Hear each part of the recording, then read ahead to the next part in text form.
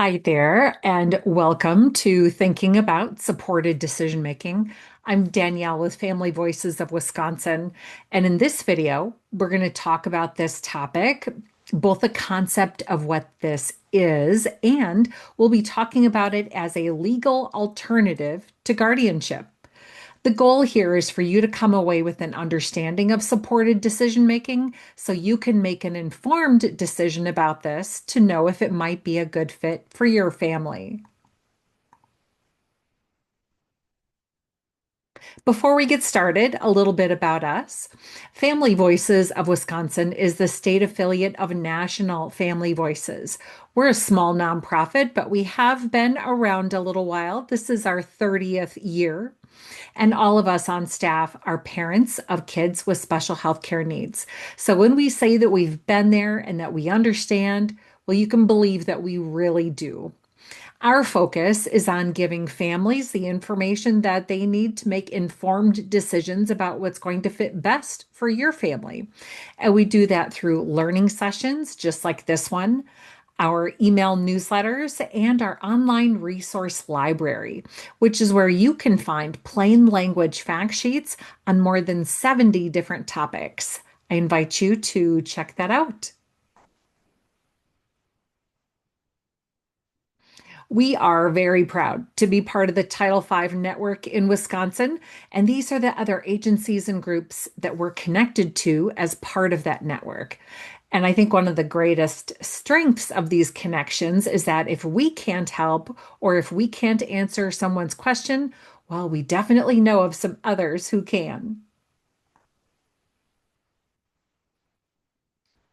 So here's what I'll be covering. We're going to cover what happens next when our kids turn 18 because it's more than a typical birthday, right? This one has significance, and I'll talk about that. Next, I'll share the concept of supported decision making and what that looks like. And then we'll spend just a minute on guardianship. For some families, it is the best fit, but let's talk about some of the common myths around it just to make sure that you're well informed. We'll also go over some ideas for small things you can do to better equip our kids to be candidates for supported decision making. And then we'll wrap up with some next steps as you think through how you might consider this option for your family.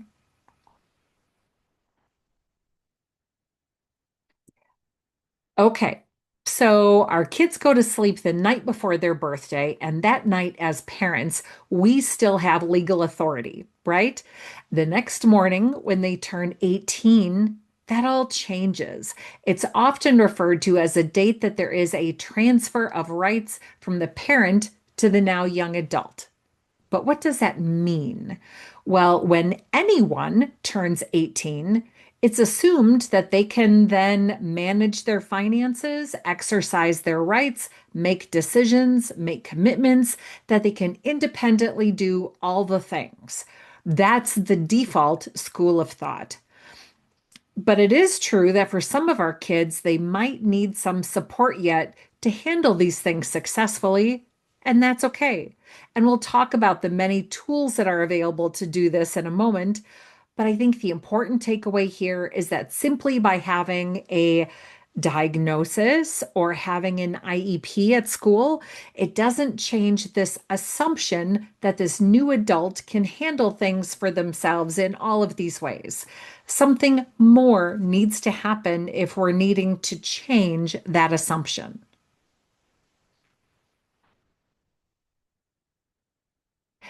As we go into planning for what will serve our adult kids best, there are some things that we'd like you to have in mind.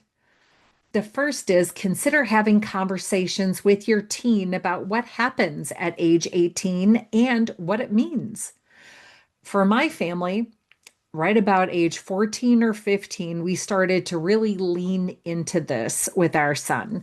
We'd point out that in a few years, when he turns 18, he will need to be the one making decisions about blank.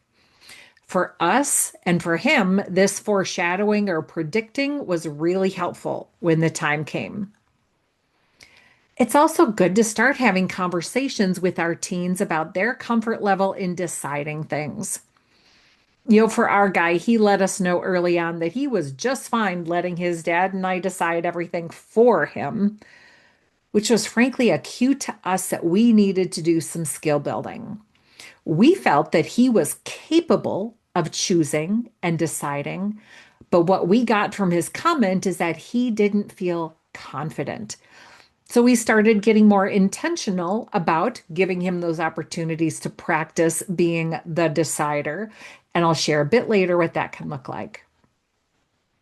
I also encourage you to learn about all of the options when it comes to making a decision about this, whether it's supported decision making, guardianship, power of attorney, or none of the above.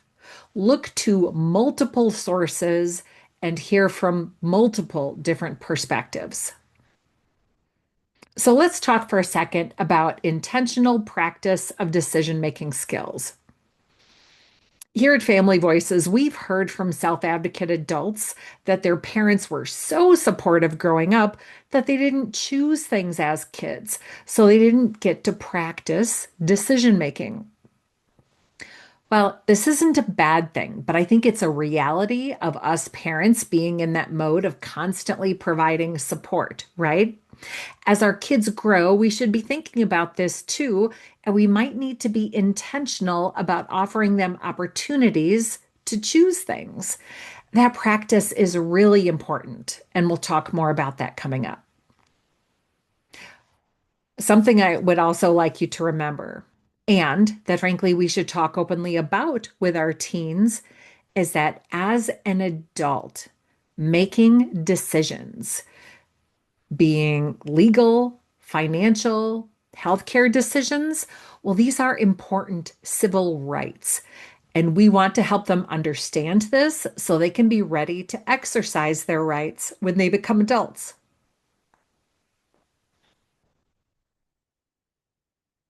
One of the ways parents and others can offer some support is through the concept of supported decision making. It's broadly defined as a set of strategies that recognize the person's autonomy and protects their right to be the decider about things, while also giving them access to support in navigating the decision making process. A supported decision making agreement formalizes this. As an alternative to guardianship, it's a legal process that allows the adult to pick people to support them when they need to understand a decision or they need to make a decision. It lets the individual person remain the decider, whereas with guardianship, that's not often the case. Let's talk a little more about the legal options and how supported decision making falls into that. I mentioned earlier the legal status changes that happen when our kids turn 18. It used to be that it was often assumed that parents are going to seek guardianship for our kids with special health care needs, right? But that isn't always necessary anymore. Supported decision making agreements is one tool of many when it comes to this. I really like this graphic from the Board for People with Developmental Disabilities. That green arrow at the bottom. Decision making is a continuum, not an all or nothing arrangement. Looking at this chart, I think it helps to think about who will be the decider. Formal supported decision making agreements are an acknowledgement of where an individual would like support in making decisions, but they retain the right to ultimately make the decision for themselves. So that's where we're at for this conversation, right here. When the person remains the decider, they can sign a release of information. So someone can call to schedule doctor appointments, for example, or enter into a supported decision making agreement to have access to supporters when a decision needs to be made. When someone else is the decider, that might look like a power of attorney or guardianship. A short explanation of power of attorney is where the person voluntarily gives that decision making authority to someone else. Guardianship is where an outside entity like the court assigns decision-making authority to someone else. Another layer of protection or support can be some safeguards that are specific to just finances, like being the payee on their Social Security account. Having a joint checking account to provide support side by side might be all that's needed, or per transaction spending limits on credit cards or debit cards. And for some, conservatorship might be the right solution. These financial tools can still allow the person to still be the decider in the other areas of their life. It can be helpful to think of all of these things as a menu to pick and choose from. Really, none of them are mutually exclusive, and some supporters can utilize multiple tools like supported decision making and being a payee, for example.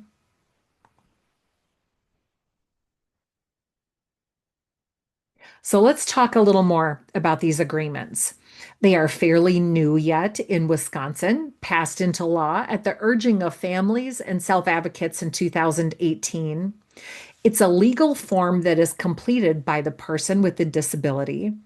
It asks them to identify supporters in some specific areas of their life where they would like to have that support, maybe health and finances, for example. So, what is exactly the role of a supporter? Well, they can gather and share the information that's needed to make a decision about something. It might be finding out the different options of cell phone plans, for example. The supporter can translate that information into understandable terms for the person. So in that cell phone example, that could look like, asking the cellular rep, so what happens when that promotional rate ends? And then explaining that to the adult, if that's what they need. And the supporter can also communicate the decision that the person has made. For those that are non-speaking, they might need that. But one thing about supported decision making agreements that is fundamental, I think, is that the supporter is not the decider. The supporter can provide the information that's needed to make an informed decision about something, but the person is still the decider. It's also true that while these agreements don't go through the courts, they're still a recognized legal document. In addition, they're flexible and they can be updated at any time.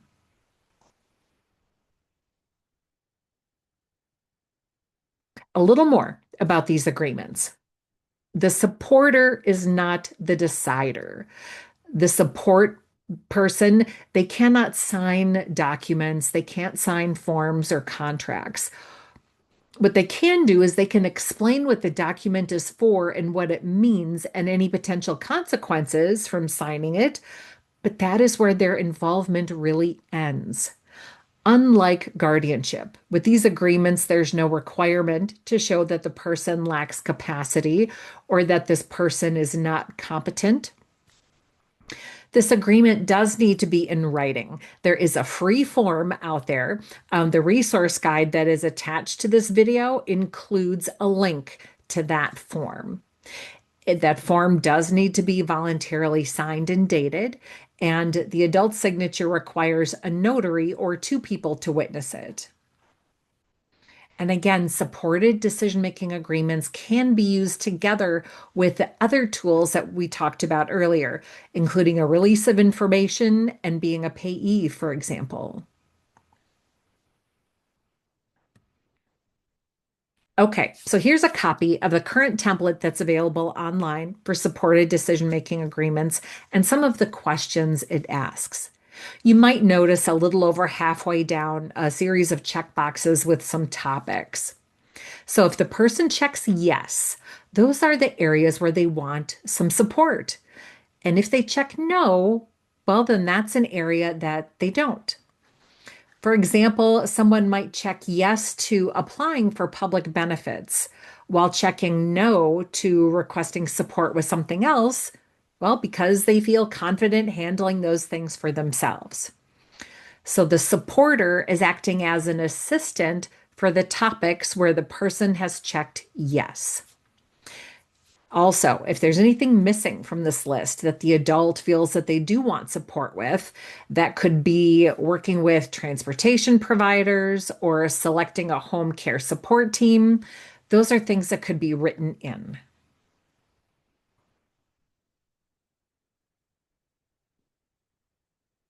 Okay, so I promised a couple of the myths around guardianship. Here's one: guardianship keeps my adult child safe. Well, safety is always number one, right? I get it.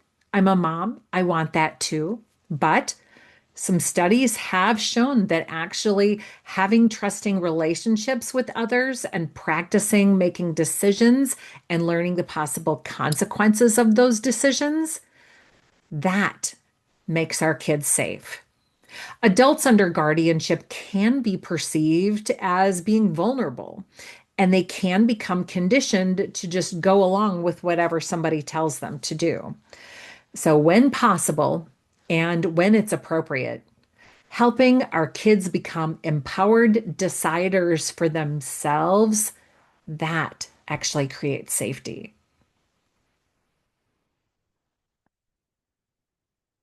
Guardianship is a good fit if I worry that they're going to make decisions I disagree with or that I think are not in their best interest. Ooh, seeking guardianship because you think your child will make decisions you disagree with is not a valid reason for the courts to take away their right to make those decisions. What the court does look at is their decision-making process, not the decision they land on or how mom or dad might feel about the decision.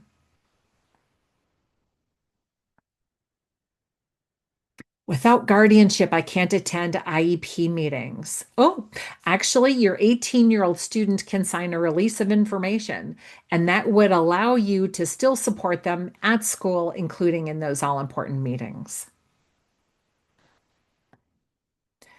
My adult child under guardianship won't be charged if they break the law. Well, this one could go either way. Generally speaking, guardianship does not protect our kids from being charged or ticketed if they do something wrong. However, some local law enforcement agencies might take that into consideration. So I guess the answer for this one is it depends. But one thing guardianship does not do, of course, is give a green light to illegal activities.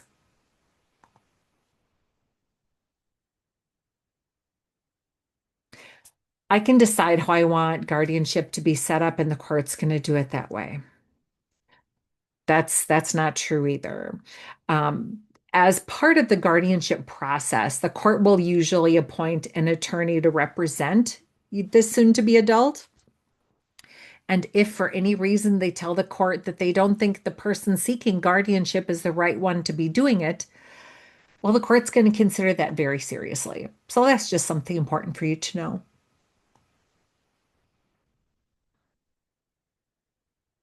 Okay. So, for the sake of comparison, we'll talk a little more about guardianship.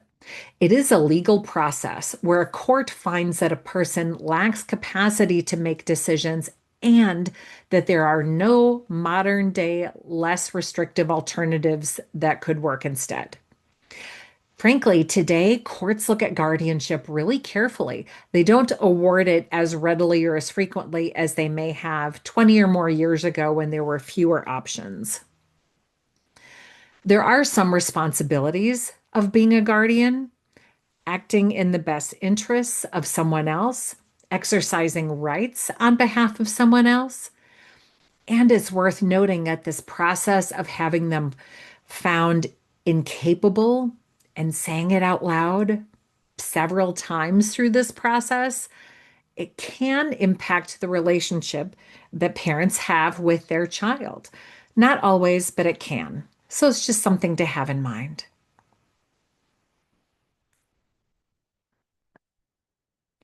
A central issue for the court is the impact upon the person's functional ability to make informed decisions. And this really comes down to just a few things. One is that the person can understand information that is given to them and that they can understand the potential consequences of those decisions. And finally, that they can communicate what their decision is, and that communication can be using voice or augmented communication or ASL or handwriting.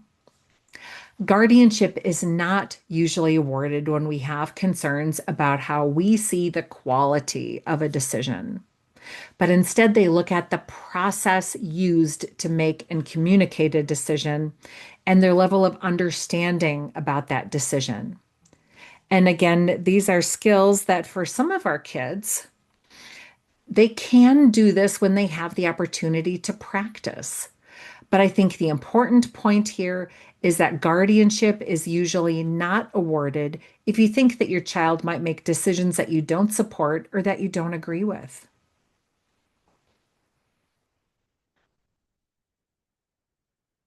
So here we've put guardianship and supported decision making side by side for you. With supported decision making agreements, the person remains the decider. The document is flexible and can be changed at any time. No attorney is needed, no court approval is needed, and no court hearing is needed. The goal here is that the person can make their own decisions with some supports in navigating the decision-making process. With these agreements, they can have different people support them in different areas of their life.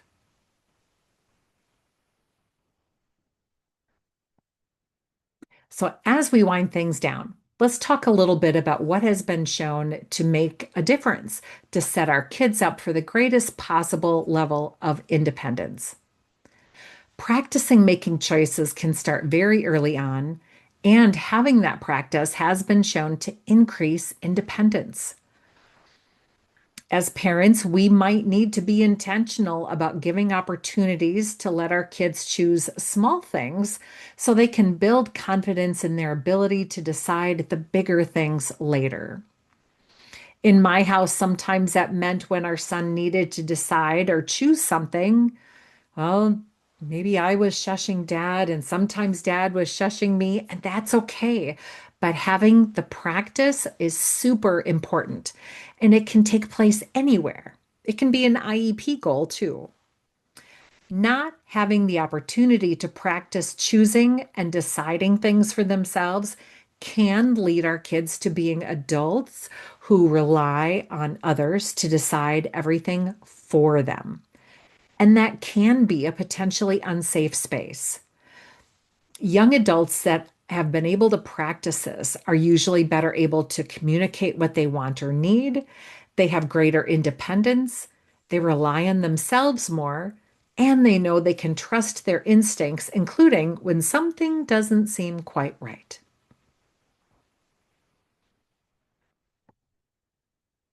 Okay, so to wrap us up here, what are your next steps? Well, again, we encourage you to start by simply having conversations with your youth about their preferences when it comes to decision making, because chances are good they already have some feelings about this. Talk with other families, find out what they decided to pursue around this and why they made those decisions.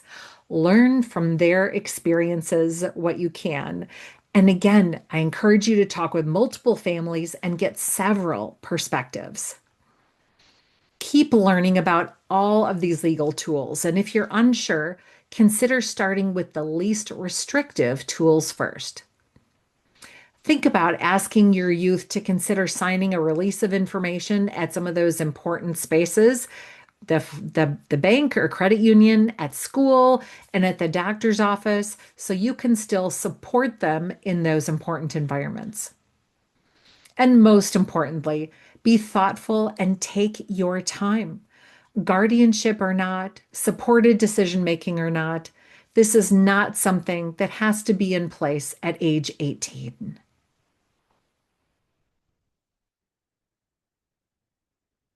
So that concludes this learning session on supported decision making as an alternative to guardianship. I hope it's been helpful. And I invite you to take a look at our other learning session topics, including the broad overview of planning for adulthood called What's After High School? Take care.